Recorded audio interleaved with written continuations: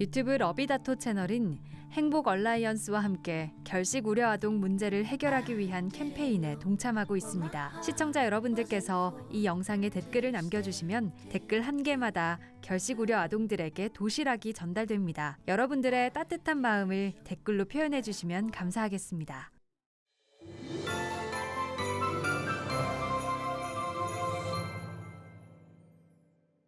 안녕하세요, 반갑습니다. 테크 흐름 살펴보는 IT 뉴스. 여러분께서 보신 영상은 러비뉴스입니다. 2023년 디스플레이 트렌드는 고해상도와 고주사율로 잘 잡을 것 같습니다. CES 2023에서 OLED 혹은 고해상도와 고주사율이 주축으로 잘 잡은 제품들이 대거 등장할 것으로 예상되고 있지만 현재 출시된 RTX 40 시리즈라든지 12월 13일 출시 예정인 AMD 라데온 7000 시리즈를 기반으로 한 하드웨어 제조사들의 스펙 상향치는 어느 정도일지 지켜보는 것도 재미있을 겁니다. 최근 중화권 매체인 IT홈이 보도한 내용에 따르면 BOE는 2022 월드 디스플레이 인더스트리 컨퍼런스에서 세계 최초로 16인치 600Hz를 지원하는 랩탑용 디스플레이를 공개했다고 전했습니다. 자세한 스펙은 공개되지 않았지만 1920, 1080 풀 HD 대상도 기반일 것으로 예상되며 공개된 랩탑 이미지를 보면 엔비디아 지포스 RTX GPU를 탑재한 시스템인 것을 알 수가 있습니다. 사실 랩탑 디스플레이 기준 600Hz 주사율은 좀 과장된 느낌이 있습니다. 이유는 기존 출시된 게이밍 랩탑 기준 360Hz 디스플레이를 탑재한 제품들도 RTX 30 기반의 랩탑에서는 디스플레이 스펙을 100% 활용하는 경우가 없었기 때문입니다. RTX 40의 랩탑용 GPU 기반에서는 어떨지 모르겠지만 어쨌든 디스플레이 시장의 고주사율은 여전히 진행 중인 기술적 트렌드라고 보시면 될 것 같습니다. 자, 대표적으로 올 1월 BOE는 500Hz 주사율을 지원하는 27인치 풀 HD 기반의 게이밍 모니터를 공개하기도 했었고요. 또한 올해 5월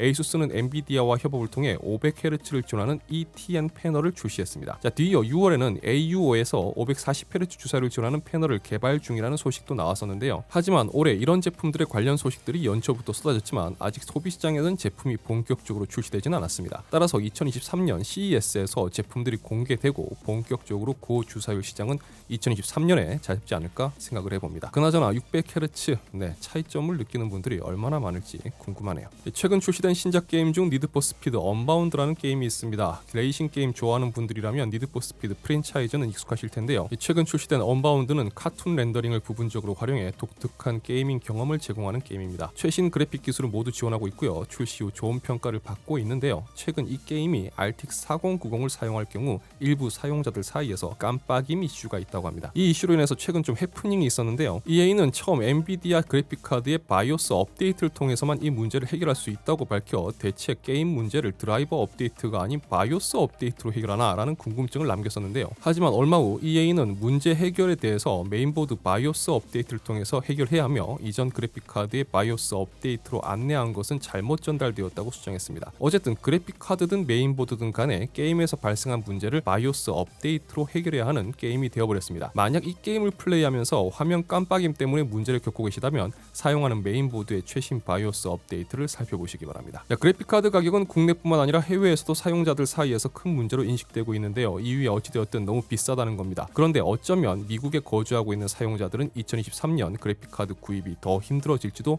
모르겠습니다. 현재 미국은 중국에서 수입되는 그래픽카드 및 GPU와 관련해 수입 관세를 적용하고 있지 않습니다. 하지만 이 제외 조치는 올 12월 31일 만료될 예정이라고 합니다. 따라서 미국 정부가 2023년부터 중국에서 수입되는 그래픽카드와 GPU에 25%에 달하는 수입 관세를 적용할 가능성도 있다는 겁니다. 물론 아직 이와 관련해서 미국 정부가 공식적인 언급을 하진 않았습니다. 다만 25% 수입 관세가 적용될 경우 미국 내 그래픽카드 판매 시장은 엄청난 타격을 받을 수가 있는데요. 얼마 전 엔비디아가 홍콩에 있는 물류센터를 대만으로 이전할 계획이라는 소식을 전해드렸었습니다. 결국 물류센터 대만 이전이 이와 관련이 있을 것이라는 추측이 나오고 있습니다. 하지만 현재 그래픽카드의 경우 대부분 중국에서 생산되고 있기 때문에 이 문제는 비단 엔비디아뿐만 아니라 AMD라든지 인텔도 영향을 받게 되는데요. 어쨌든 이 문제로 인해 이후 그래픽카드 시장에 악영향을 미치진 않을지 걱정이 됩니다. 인텔 12세대 이후 AMD가 라이젠 7000 시리즈에서 DDR5만 지원함으로써 DDR5 메모리 시장 수요가 더 확대되었는데요. 불과 얼마 전까지 4800MHz 클럭으로 시작되었던 DDR5 메모리가 이제는 8000MHz 클럭의 제품이 나오기 시작했습니다. 바로 G스킬에서 얼마 전 DDR5 8000MHz 클럭 제품을 출시한 건데요. DDR5 메모리는 최근 가격이 낮아져 DDR4 메모리와 차이를 상당히 좁혔습니다. 다만 DDR5 메모리를 사용하는 플랫폼을 구축하기 위해서 지불해야 되는 비용은 아직까지